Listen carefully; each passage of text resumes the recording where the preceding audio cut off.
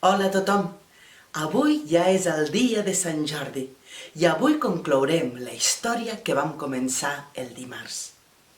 Recordarem que en l'últim episodi la Teresa va marxar de nou cap a Ajor perquè es volia retrobar amb el drac. La va fer dubtar una mica el que havia fet el drac en aquell moment perquè havia cremat les cases. Però algo va passar, que la Teresa i el drac es van trobar cara a cara. En aquell mateix moment, en el poble on s'havien anat a refugiar la família de la Teresa, tothom l'estava buscant desesperadament. Però on s'haurà ficat aquesta criatura? La Teresa era una nena molt estimada, perquè era dolça, carinyosa i ajudava tothom sempre que podia. Aleshores el Jordi els hi va dir que segurament que se n'havia tornat al poble d'Ajor, perquè estava convençuda de que podia parlar amb el drac. La mare es va desesperar, pensant que aquell drac segurament ja se l'havia menjat. El Jordi no s'ho va pensar dues vegades. Va agafar la seva dalla que tenia per segar els camps i se'n va anar directament cap allà al poble. Quan va arribar, va estar mirant però no va veure ningú. La Teresa ja no hi era. Però allà, ajagut, dormint plàcidament, hi havia aquella bèstia. Va veure el moment oportú per poder-lo matar. Va agafar la seva dalla i li va clavar al cor.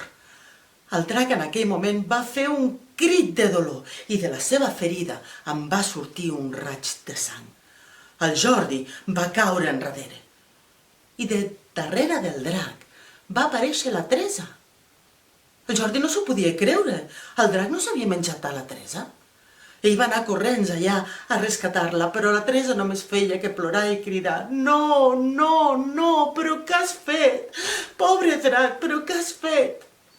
El Jordi no entenia res, encara no s'ho podia creure que la Teresa estigués allà.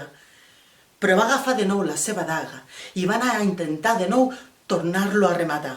I aleshores la Teresa el va aturar i li va dir: "No, para!"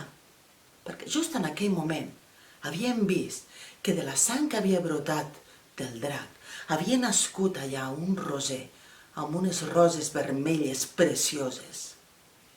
I la Teresa li deia: "Que no ho veus? Que no ho veus que no és dolent aquest drac? Tu creus que si fos dolent de la seva sang em brotarien unes flors tan precioses?" El Jordi es va quedar aturat i es va quedar pensatiu. Aleshores es va treure la seva camisa, li va anar a demanar perdó al drac i va intentar tapar-li la ferida. En Jordi i la Teresa havien de parlar amb el poble. Els havien d'explicar que el drac no era dolent. Però, esclar, també tenien un problema. Tenia una lent tan pudent, tan pudent, tan pudent que amb això hi havien de trobar una solució. Finalment, el drac va ser amic del poble.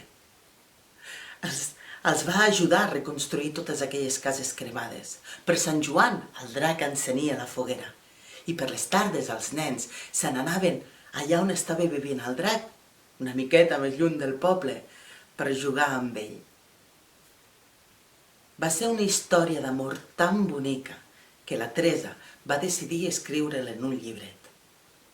Per això, el dia de Sant Jordi és el dia de l'amor i es regala un llibre i una rosa. Històries com aquestes, en els llibres, en trobareu moltes, de màgiques, fantàstiques.